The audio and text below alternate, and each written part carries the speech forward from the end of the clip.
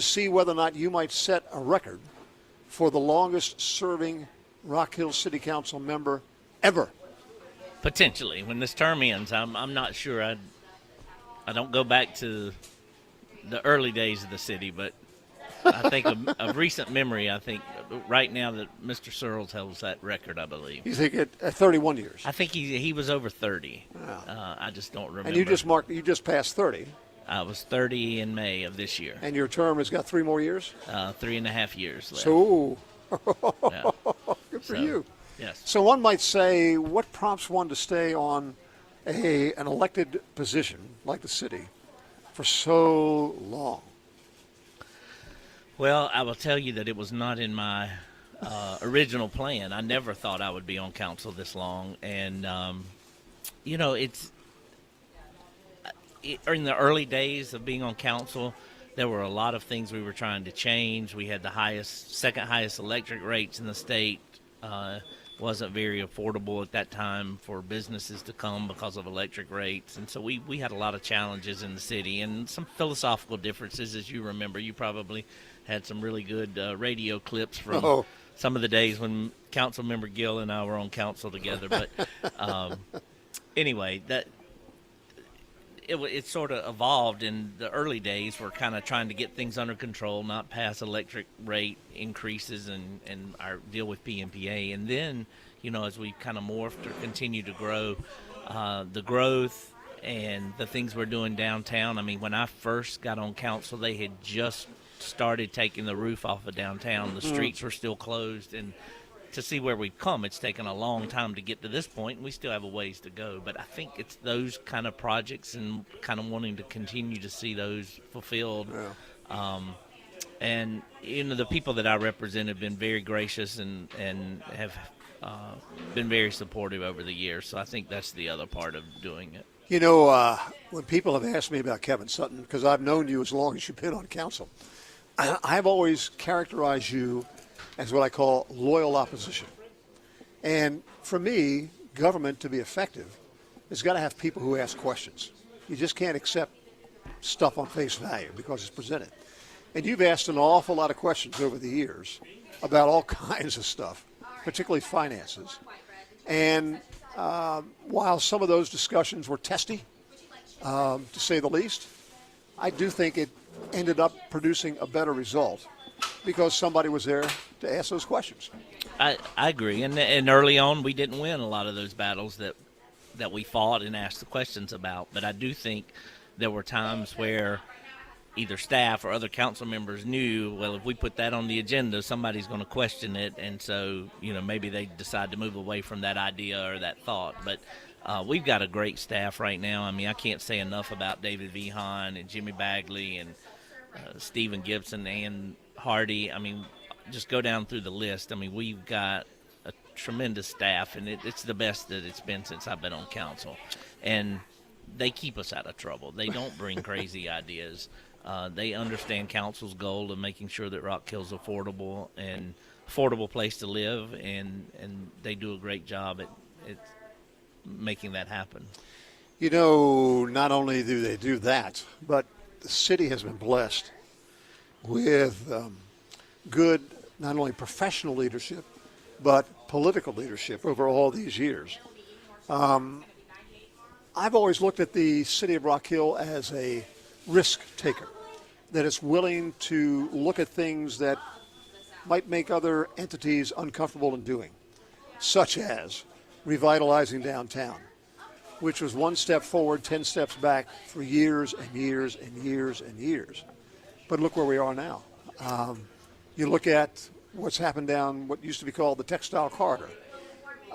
Whoever would have thought that the city of Rock Hill would finally step in and buy $5 million of an old beat-up plant with a bunch of land there that's morphed into what it is today. Wow. But you did, I mean, they were risks, but they were risks that were very well thought out. Yeah, and you mentioned the Bleachery project. We probably talked about it on the show over the years, but that could be one of the, if not the hardest decision that I've ever had to make on council. We sat in in a room trying to decide whether we were going to take on ownership of a burned down textile mill and all the problems that came with it. And it was a $7 million purchase, and we didn't know if we'd ever have anybody come in and try to redevelop the site. And I can remember, how long we talked about it and deliberated over that decision. And to your point, it was a huge risk. And we walked out the door. You hoped you'd made the right decision, but we really didn't know. And now looking back on it, it's really worked out well. Well, for those who weren't here then, we had just had a great big fire over there that almost jumped the tracks and took out a neighborhood right there by Winthrop University. So I'm sure that encouraged council in its discussions to say, we got to do something. If we don't do it, who is going to do something? Correct. There was nobody coming to the table to clean that site. No. And as it turned out great. Yeah. So when we talk about how long you've been on council, one of the things you said the other night when they were honoring John Taylor on his years and years of service was that John Taylor hired you to do what, 30 or 40, 50 years ago? John Taylor gave me my first job. He introduced me to employment. At that time, the city's soccer program was 6 fields at the intersection of Christopher Circle and Pinewood Roads in the neighborhood where I lived. And so I would ride my bike down there every day. And I don't know, I was 12 or 13, and John Taylor decided he wanted to have sell concessions out of a little metal building, and he looked around and needed somebody to do it, so he hired me to do that. and then one day he started counting up referees, and he didn't have enough referees, and he looked at me and threw me a whistle and said, "Go referee that 8 and under game out there." One of the fathers tried to move me off the field because he thought I was standing in the middle of the field and they were playing a game, and his wife had to tell him I was the referee.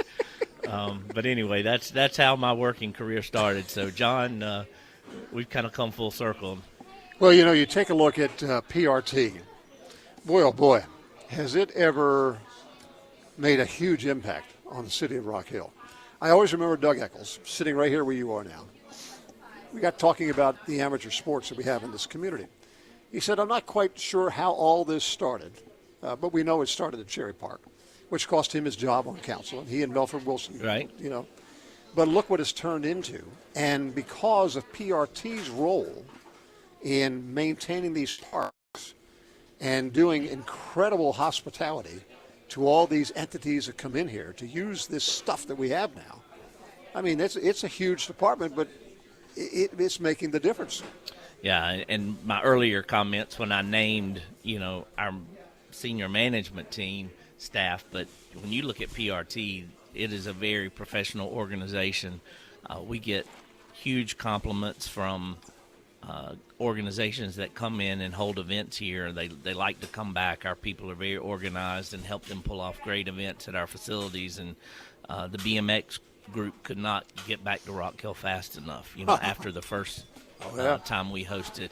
So, our PRT staff does a great job. And even coming out of COVID, I remember, restaurant owners and some of the hotel owners thanking us for, opening our facilities and allowing people to come back into town and have tournaments because they were dying. They'd lost their business travelers at the hotels. And in a lot of ways, what we were bringing in, tourism, helped save a lot of the hotels. You remember, as I do, when the women's ACC basketball tournament came to Winthrop University. And I think that was the first coming out party for PRT because they absolutely dazzled them with the hospitality. They couldn't believe the hospitality that was rolled out. And from that point on, and that was a long time ago, it's just grown and grown and grown and grown to, as you say, you bring something big in like the BMX or the Adidas and these tournaments that are coming in. They're coming here because they know Rock Hill can provide it.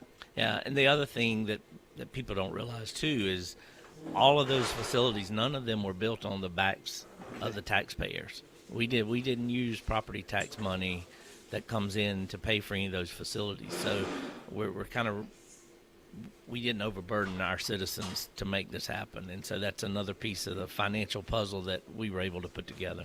Yeah, very true. And, of course, that little old 2-cent hospitality tax and the accommodations tax, which is basically on the backs of those who come into our community, it's pay for all this stuff. Great.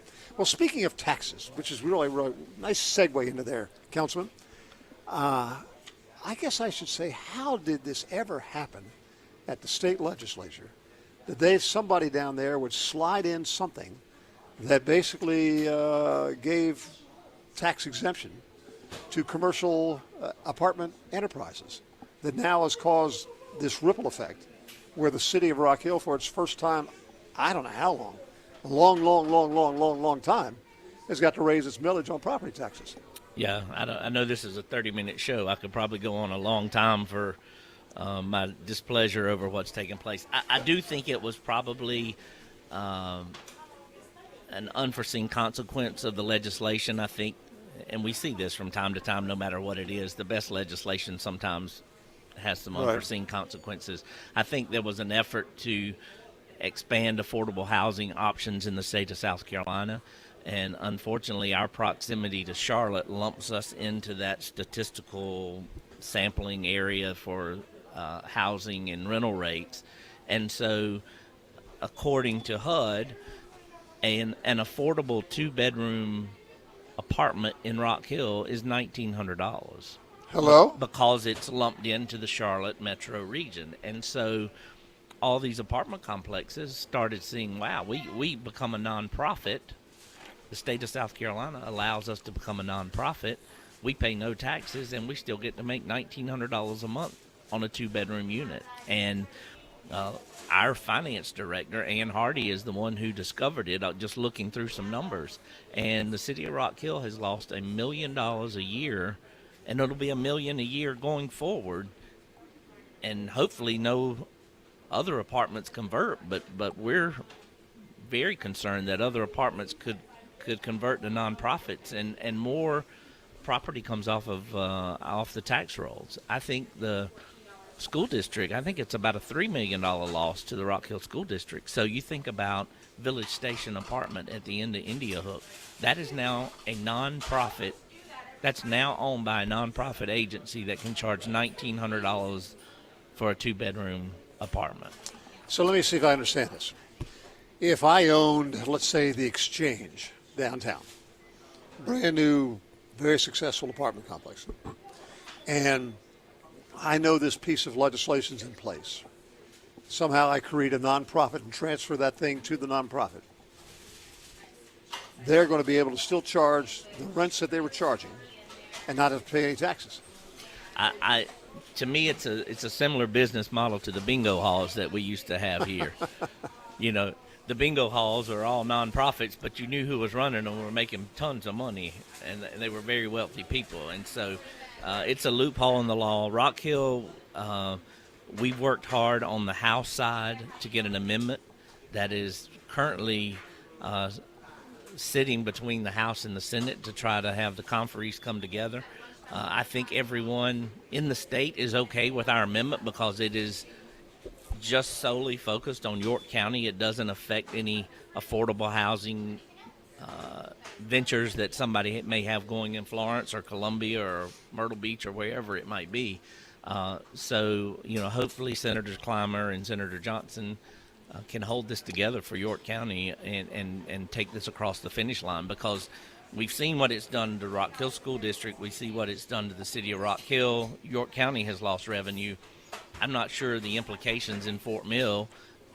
Maybe it hasn't happened over there yet, but if this stays in place, the city of Fort Mill and the Fort Mill School District could be on the hook to lose millions of dollars in the future.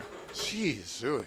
Woo! So it was very, and to speak to the tax increase, in my 30 years, and I haven't researched this, I bet there's only been maybe 2-3 property tax increases. There have been very few in my 30 years on city council. Right. And this one was unwarranted, other than the fact that the state caused us to lose $1 million out of our general fund, which is what we pay police officers and firefighters. So we had no choice but to raise the millage. Have you heard from other political entities across the state of South Carolina that they're aghast by this? They're getting clobbered as well? I don't think it's as lucrative in Florence or Darlington or somewhere, because the rental rate in Columbia, I think, is $1,500 or $1,600, where it's $1,900 it's based on those statistical areas from HUD. So the rental rates that Greenville, Columbia, Darlington, Myrtle Beach would get would be different than what we have here in York County, and it's all because we're tied to the larger Charlotte metro region. So that's why I say the amendment that we put in was tailor-made for York County to solve this problem. And so that's why I say nobody in the other 45 counties really care. This was more of a York County problem. So tell me if I'm right or wrong on this. With the HUD criteria that $1,900 is affordable,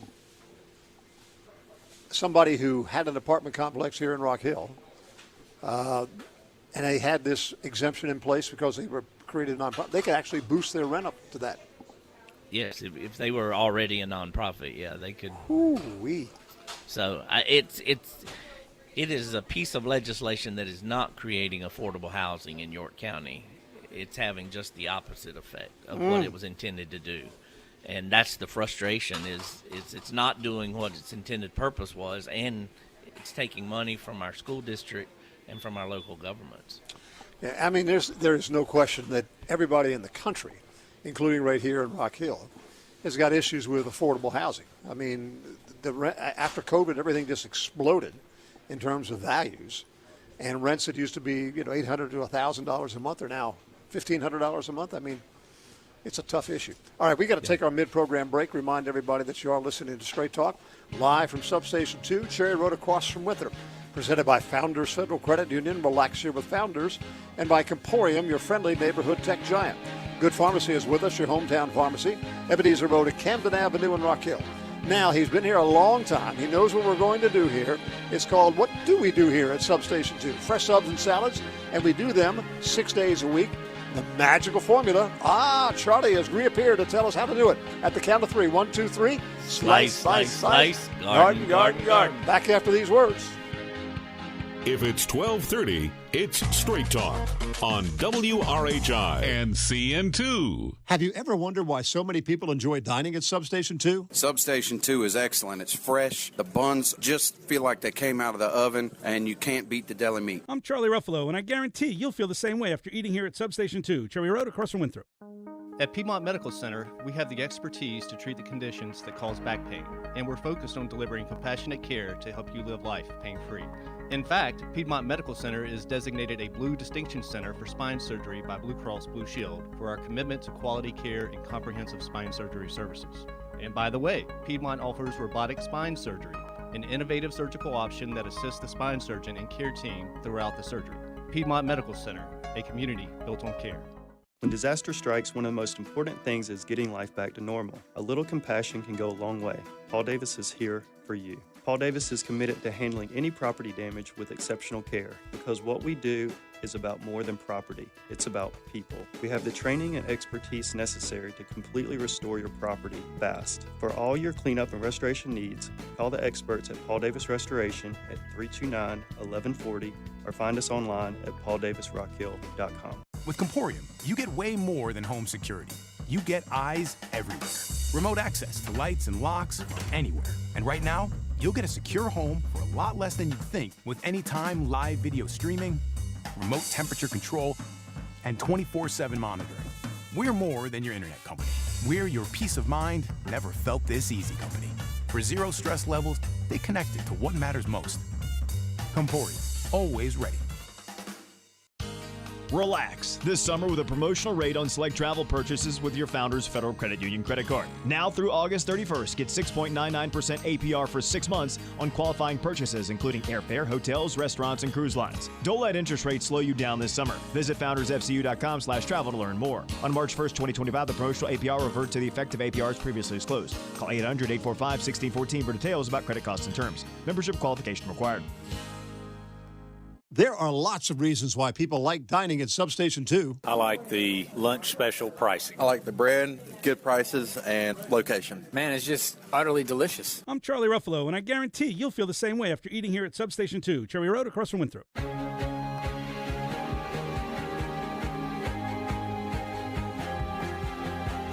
Straight Talk on WRHI FM 100.1 and CN2 is brought to you by Founders Federal Credit Union.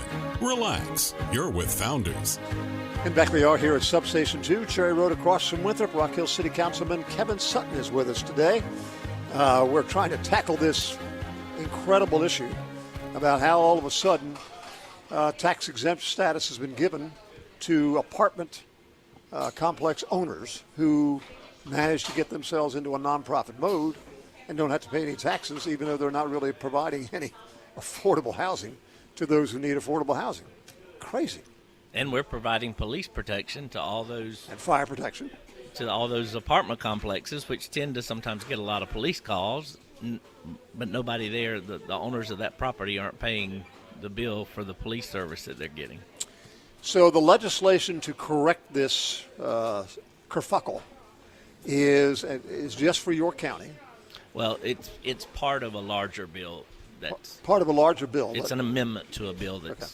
But the larger bill is still held up in the House? So the larger bill, I believe, passed the Senate first, went to the House, and as bills, different amendments get attached to it. And so ours is one of the amendments that got attached to the Senate bill. So now there's a group of conferees, 3 from the Senate and 3 from the House, that have to come together to come out of conference committee with a unified bill that would go back to the House and Senate. But I think we're really pushing the deadline this week. It may have even passed. I'm not sure. I think they go back in tomorrow.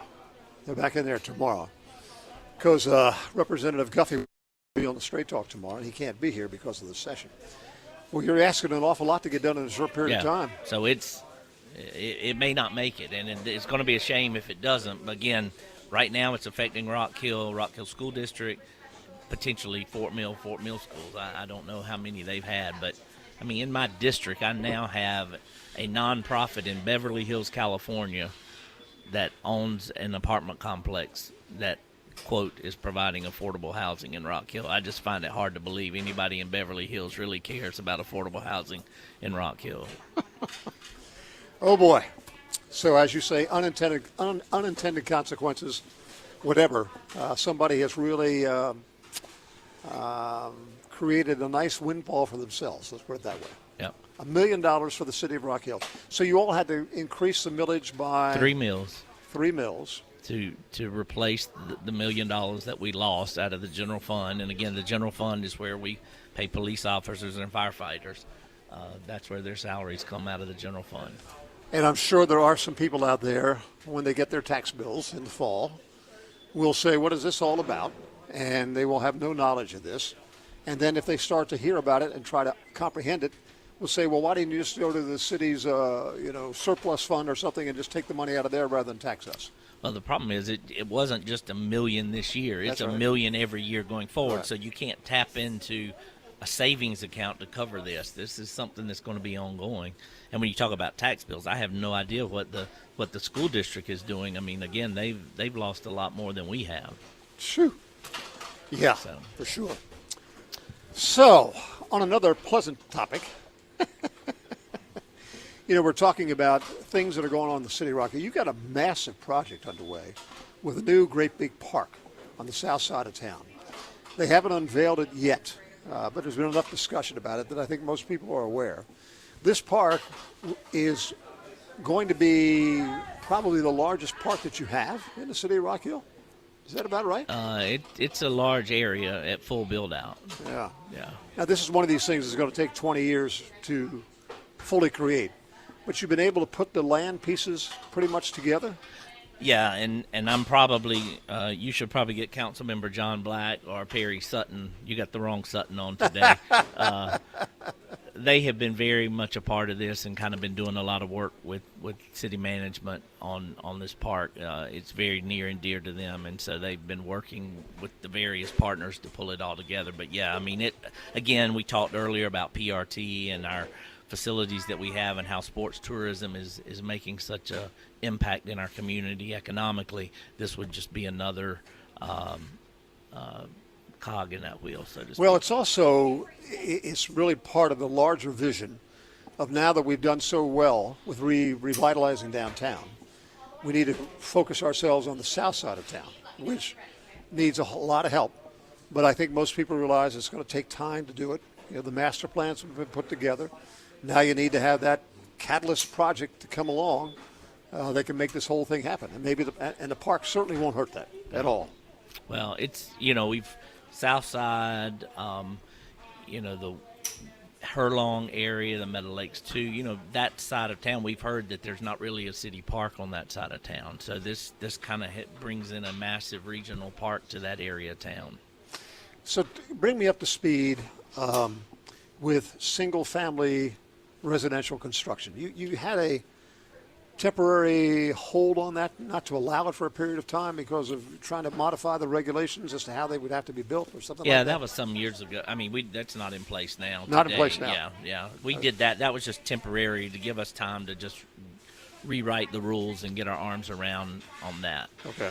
So there's anybody could come build a single family residence in Rock Hill if they wanted to right now. The thing we're probably thinking about is probably not rezoning anything else for multifamily unless there's a requirement that it would not be a nonprofit apartment complex. And really, didn't part of this come up as a result of what was proposed for out there at Highway 901 and Highway 72? There was a large complex that was proposed for that, and this whole tax issue came up? That we knew about it when that came up, and then before we would approve the rezoning, we were making the developer agree that before we rezoned his property for multifamily, that property could never go to a nonprofit apartment complex. And whether that killed it or whether, there were soil conditions, I'm not sure where that project stands today, but he hasn't come back forward with it. Oops. Yeah. Oops. Okay. But it was something we learned. Well, Kevin. Are we done?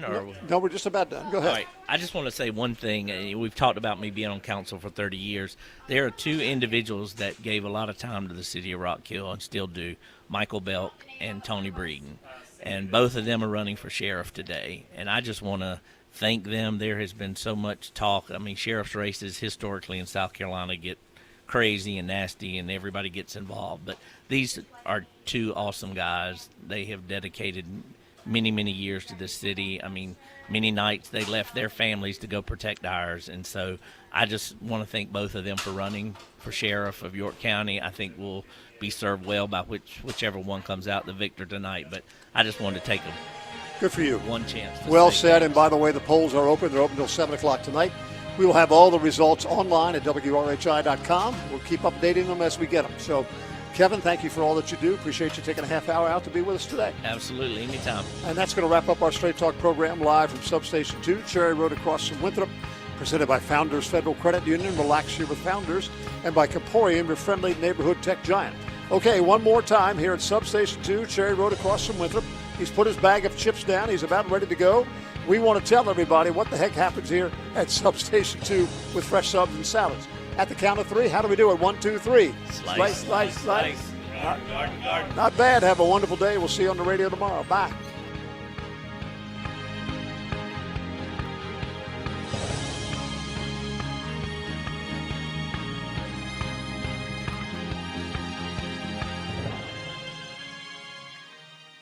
South Carolina's most honored radio station, News Talk 100.1 WRHI Rock Hill, W261CY Rock Hill, the voice of York County. An OTS media station.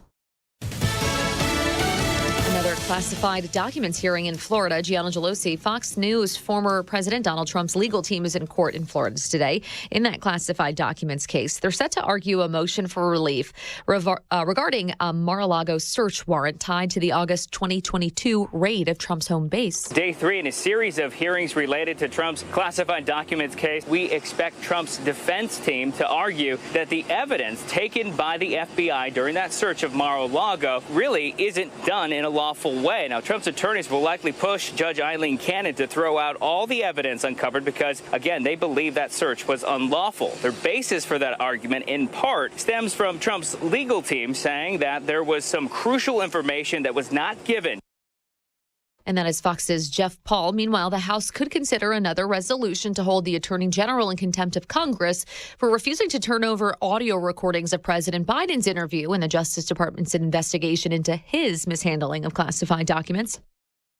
Republican Congresswoman Anna Paulina Luna of Florida plans to bring up a resolution this week that would hold Attorney General Garland in inherent contempt, which would force Garland to stand trial before the House, and if found guilty, would lead to his arrest by the Sergeant at Arms. Inherent contempt differs from the criminal contempt resolution already passed by the House, which left it up to the Justice Department to pursue criminal charges against the AG. The DOJ responded by saying it would not prosecute Garland. In Washington, Ryan Schmelz, Fox News. More than 500 people have been charged with gun trafficking and other crimes thanks to President Biden's bipartisan Safer Communities Act signed 2 years ago today. Some are linked to transnational cartels and organized crime rings. That coming from a White House report obtained by the Associated Press. America's listening to Fox News. Hey everyone, it's Ted from Consumer Cellular, the guy in the orange sweater, and this is your wake-up call. If you're paying too much for wireless service, you don't have to keep having that nightmare. Consumer Cellular has the same fast, reliable coverage as the leading carriers for up to half the cost. So why keep spending more than you have to? Seriously, wake up and call 1-888-FREEDOM or visit consumercellular.com. Savings based on cost of Consumer Cellular single line 1, 5, and 10 gig data plans with unlimited talk and text compared to lowest cost single line postpaid unlimited talk, text, and data plans offered by T-Mobile and Verizon January 2024. All right, who's there for heroes or their families left behind when a service member or a first responder dies or is catastrophically injured in the line of duty? Who helps our country's homeless vets? I'll tell you who. It's the Tunnel to Towers Foundation. Never forget the sacrifices of our country's greatest heroes. They're hoping all of us will donate $11 a month. Just go to their website, the letter T, the number 2, the letter T.org, the letter T, number 2, letter T.org for the Tunnel to Towers Foundation.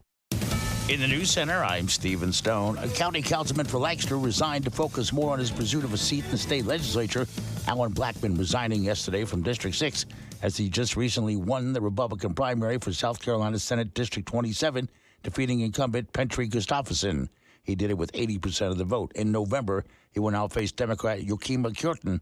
Voters in Lancaster County will have the opportunity to cast a ballot for those vying for that open seat during the November election. However, a September 3rd primary is reserved as well. And the southern border remains a key issue for voters ahead of the upcoming November election, even after President Biden's executive actions earlier this month aimed at curbing migrant arrivals.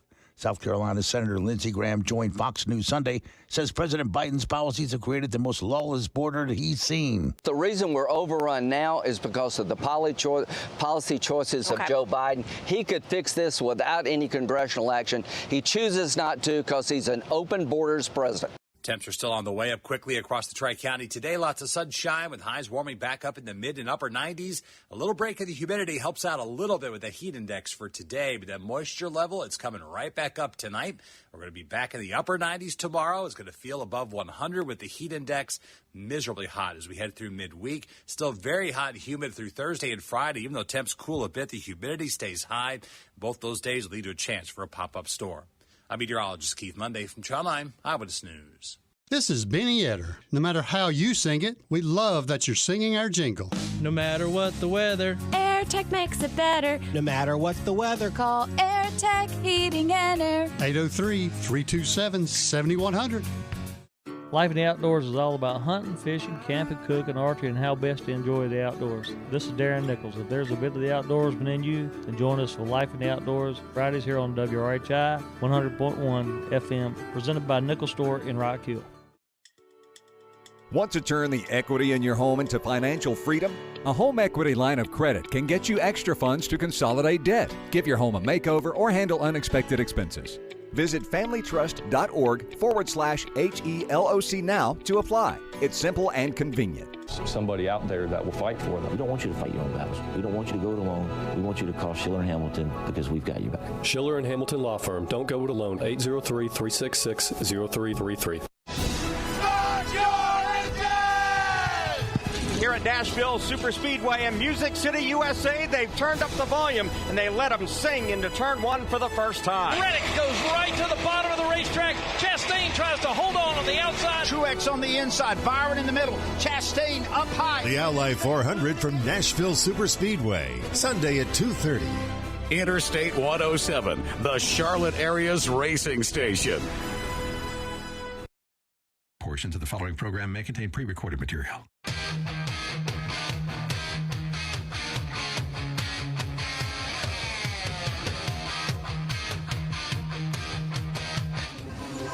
He's the happy conservative warrior. From the Relief Factor Studios, here's Mike Geller.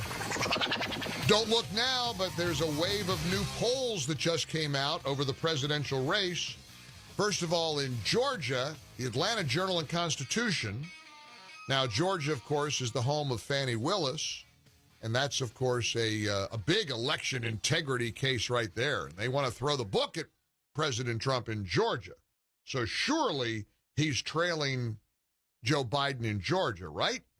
And certainly an Atlanta Journal and Constitution poll is going to reflect that, right? Let me read here.